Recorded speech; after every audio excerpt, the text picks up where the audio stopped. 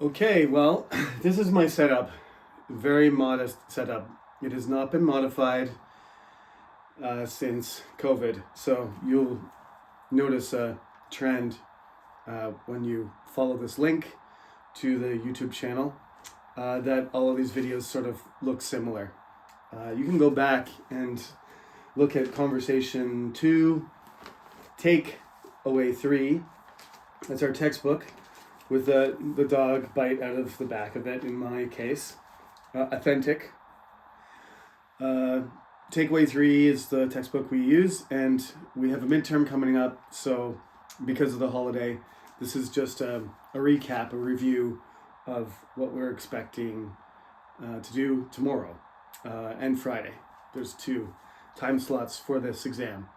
You may notice I'm decorating my board here. This is some kind of Korean character.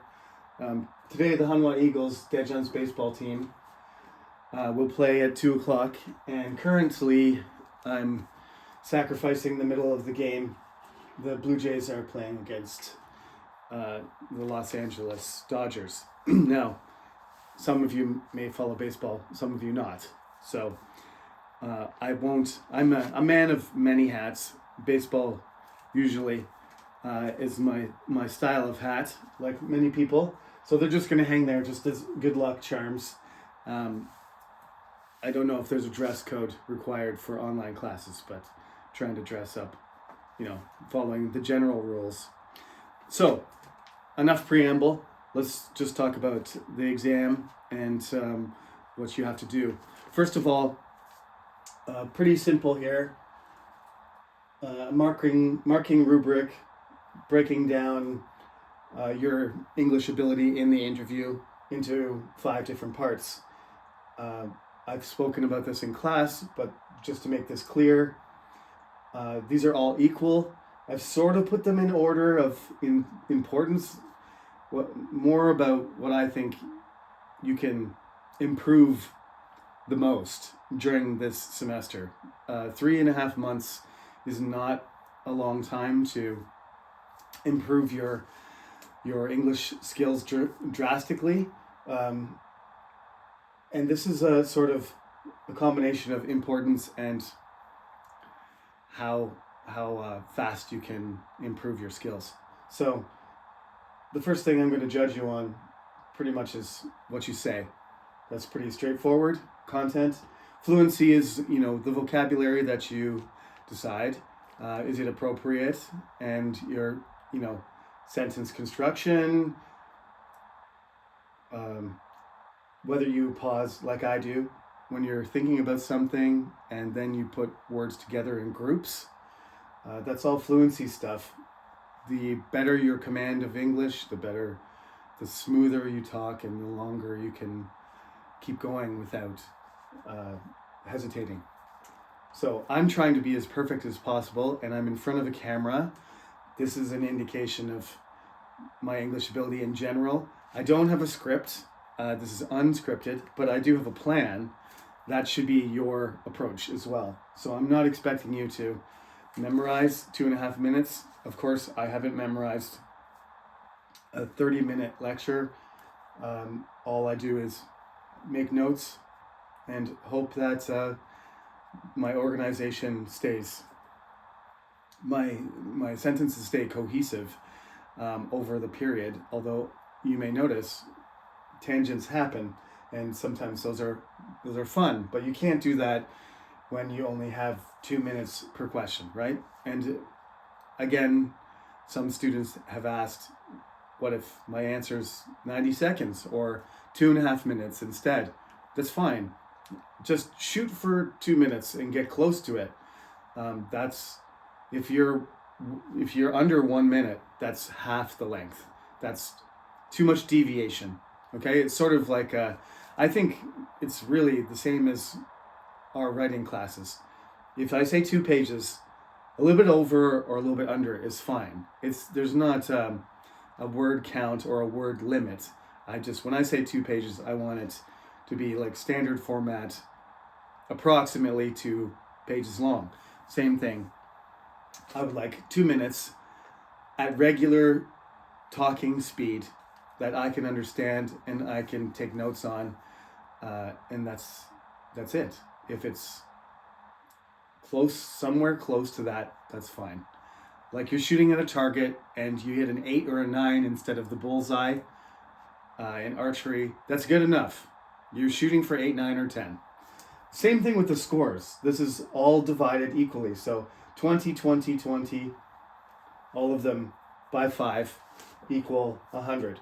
So I put grammar in the middle just because that's the thing that everybody hates, and that's the weak point usually that most people have, sort of in the middle of the progression in your English fluency, is you get stuck in the grammar eventually. Native speakers just sort of absorb grammar as they develop, and if it's not one of the languages that you used when you were up to about 10 years old. I mean, this is all sort of been researched by linguists and psychologists, but you start to you learn grammar passively. You can learn grammar passively, especially before 10 years old. And around 10 years old, your brain starts to, be less plastic, be less flexible, and it starts to operate on, patterns that it is accustomed to. This is a natural process. By the time you get to 25, your brain cognitively is peaking, in its learning capacity. And you just, after 25 years old, you're just not as fast, not as sharp as you were when you're young. This is offset by all of the memory and experience. However, you can see how this is relevant in certain fields, like software programming, where everybody's young and everybody's learned the newest stuff. And the older you get, the less they want you on the team, sort of thing. To sort of, I'm sort of on the way out, unfortunately. I'm getting close to my memory peak age of 45. I've got 1 year left, and then I'm going to peak probably my memory capacity. And that's the thing that, creativity and energy and learning capacity, that's the advantage all of you have over me. And my advantage is experience and memory. Although, we're watching sort of AI develop in real time, sort of like it's almost like millions of years of brain evolution happening in compression. So, okay. Anyway, beyond the theory of language acquisition itself, grammar belongs somewhere in the middle. Is my conviction. It's your choice. These are all equal, so it's your choice what you want to emphasize and what is your weakness personally, and what are your strong points. So this is just a guideline. Presentation is probably the easiest one to improve. Just being prepared and being awake and being attentive and not pausing too much, and giving a good impression overall. All those things are, some people would probably say they're less anchored in language and more in your habits or your behavior or your personality. Okay, so that's why I put it last, because it's probably the easiest one to improve, and it's probably the least important in terms of measuring how well you are doing. But it's worth the same amount. Let me be clear. So pronunciation is also sort of at the bottom, because pronunciation is very hard to change quickly once you get to a certain age. I think it's like, I'll give you a metaphor, a very Canadian metaphor, despite the fact that I got, a Canadian baseball hat and Daejeon Korean baseball hat here. Hockey is my favorite sport and always will be.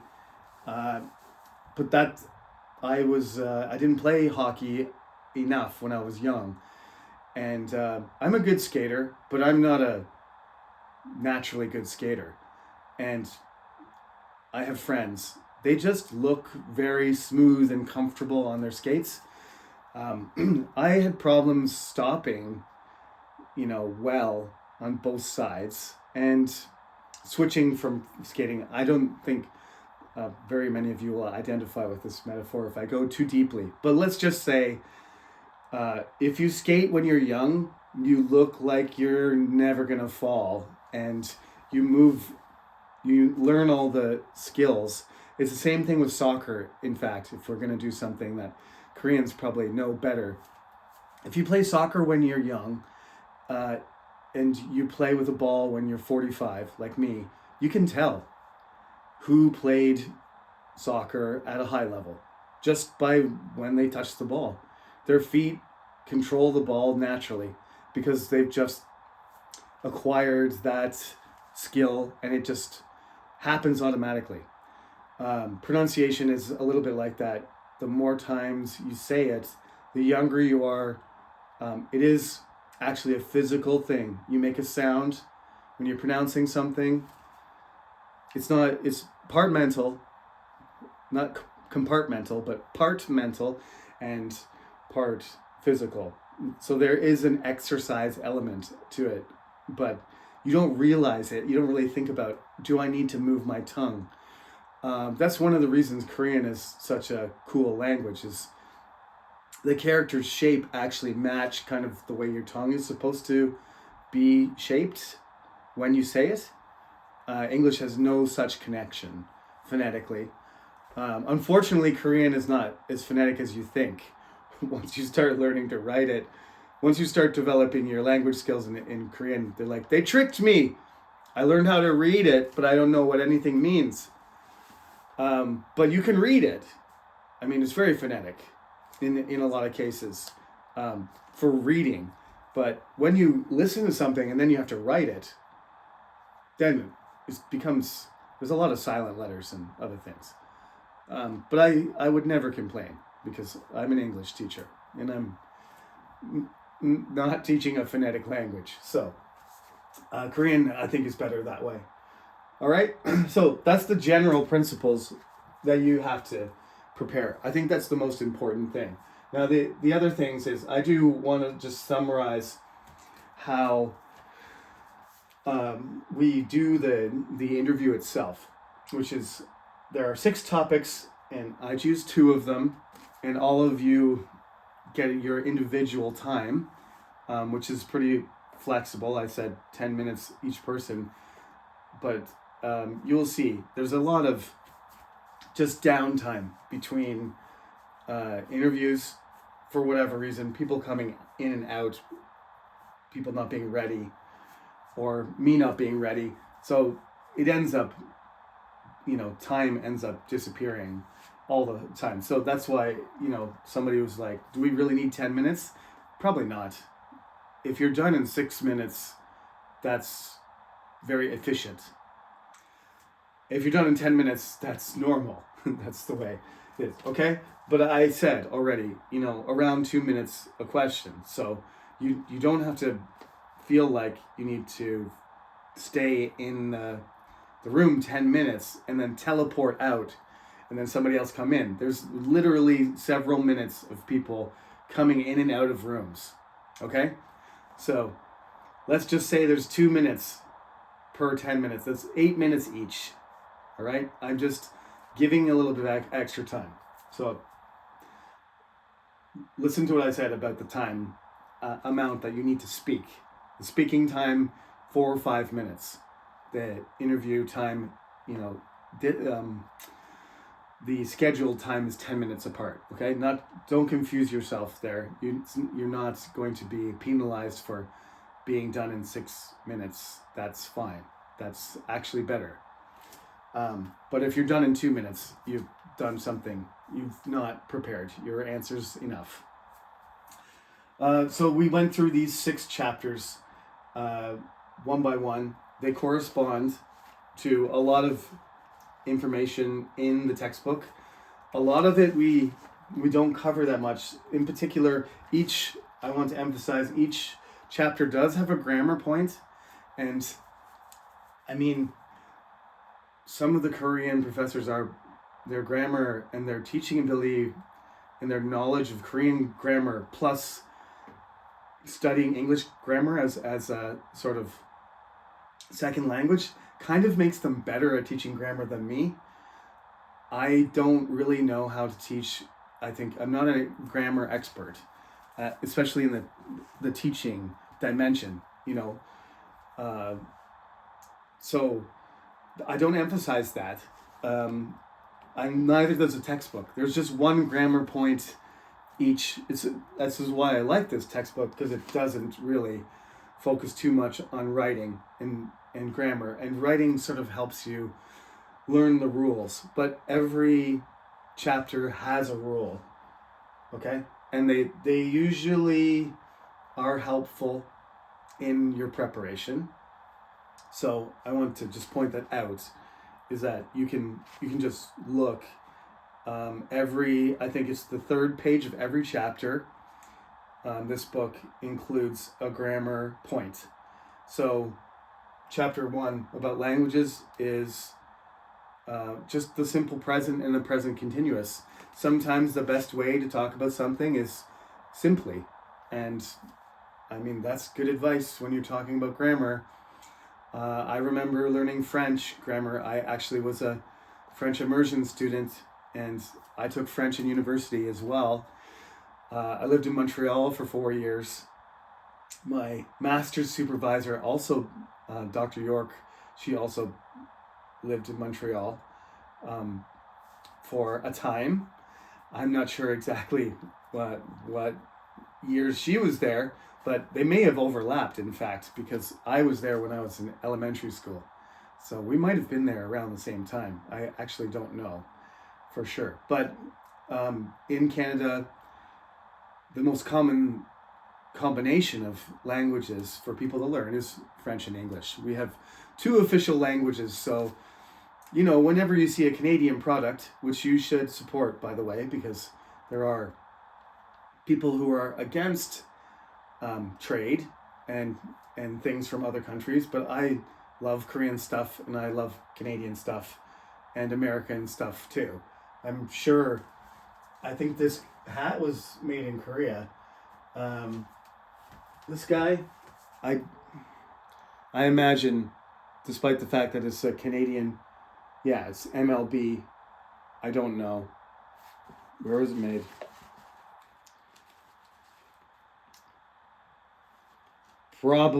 Probably an American company and made in China. Probably. Like, that's a lot of our stuff. And all of that is breaking down. Maybe it's better for the environment if it does. I'm not sure. But anyway, discrimination against other languages and people is not the point of this question. The point of this question, in fact, is to appreciate a language that's not your own. The whole question revolves around this.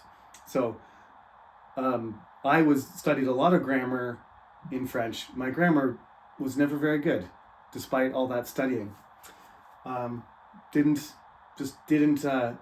think it was a matter of not caring, to be honest. I should have worked harder on that. But I was much more interested in just talking with my friends and having friends. Once I could speak French, then my Francophone friends in my class who spoke French fluently and English not so well, they were more likely to play with me and I was more likely to be popular. That's it. I mean, that was my motivation. My sister and my brother dropped out of French because they weren't the age where, why should I say? I shouldn't say like. I hate it when you use filler words, especially when you're giving lessons on how to speak English properly. It wasn't like anything. It was, let's use simple past. It was important to me that I speak French well for social reasons. So language. If your first language is French, my Belgian students, no. You can't do your native language, and you can't do Korean, and you can't do English. Okay? So your choice of languages should be anything beyond those that follows that three criteria, right? Um, I think we have some unique international students from countries, not unique to, in general, but unique for me. For example, one of our students comes from Myanmar. She is not allowed to talk about Burmese. That's or Korean or English. So she's got three. She's banned from three languages. It's just to get you to explore the characteristics or your interest in another language. Some people in our classes are, speaking 3 or 4 languages, which is not the normal. The normal is Korean and English, the norm. Korean is my third language, so that's my excuse when I make lots of mistakes. And if you're speaking English as your third language, you have an excuse as well. But still, we have to follow the criteria. An example of approach to a topic that is allowed and encouraged is fashion, I think. I told you already, I'm not fashionable and I'm not interested in fashion per se, as I'm not interested in clothing and apparel as a representation or connection to my identity, although some of you might have that sort of connection. And you maybe have a sense of what, and be conscious of it and make choices. My object is to get something that is comfortable and takes the least amount of time to maintain and costs the least amount of money. Like I'm a minimalist, right? I don't think I used this word in class actually, so I should just write it up here. If I'm gonna talk about minimalism. Fashion would be a good example for me because I just don't want a lot of clothes, and I don't want too many choices. I want things to be simple, and I want them to cost less, so I can spend money and time on other things, quite frankly. And that's one, negative sort of. It's not negative. It's just a point of view, I guess, perspective. But there is some negative aspects that sort of go along with our world's becoming more industrial, and that's the environmental effects of fashion. So you can talk about how you like fashion. You can talk it in a personal sense or, in a seasonal, you can talk about it, the idea of fashion and what you think of global fashion or local fashion. Just, you only have 2 minutes, so don't get too carried away. But fashion is a good example of a topic that's quite flexible, and you can be against it or for it or personalize it or generalize it. So I like that. I liked that chapter, even though I don't like fashion. An odd kind of combination, but that's the facts of the matter. This one's also, the life event one was sort of a little, I think the problem with this topic is it's so wide open. You just have to choose something specific, talk about it and explain it. And this one point I might add to help you prepare or be more efficient in your preparation of these topics, just that a life event and telling a story, they overlap unless I distinguish between them. So remember, the storytelling one is sort of like a myth, legend, or, fairy tale, folk tale. It's not really about yourself. And the life event one is supposed to be personal. It's supposed to be, it doesn't have to be you, but it has to be sort of a real story. Whereas the storytelling one is any of those kind of stories and older and more traditional ones, fables and folk tales and tall tales and fairy tales. A fable. Those are all fair game. We just did Holmes, so that should be fresh in your memory. I shouldn't have to tell you much about that.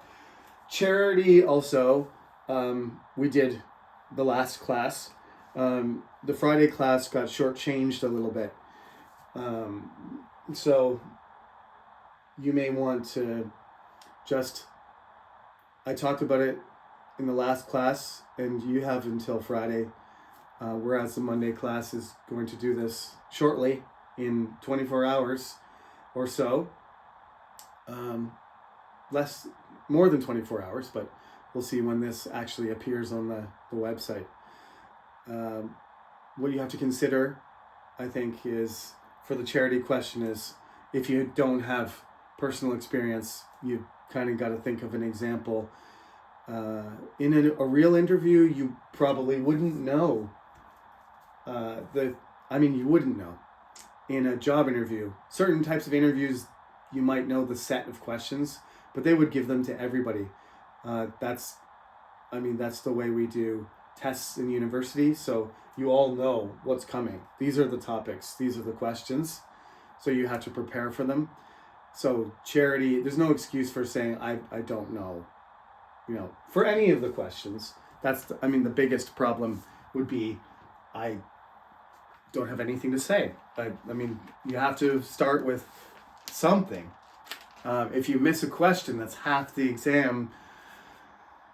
It's not going to fail you necessarily, but it's going to drop your grade significantly, like below a B into the C or D level if you can't answer one of the questions, because there's only 6, and we talked about them for 2 months. So you've got to be ready for any of these topics.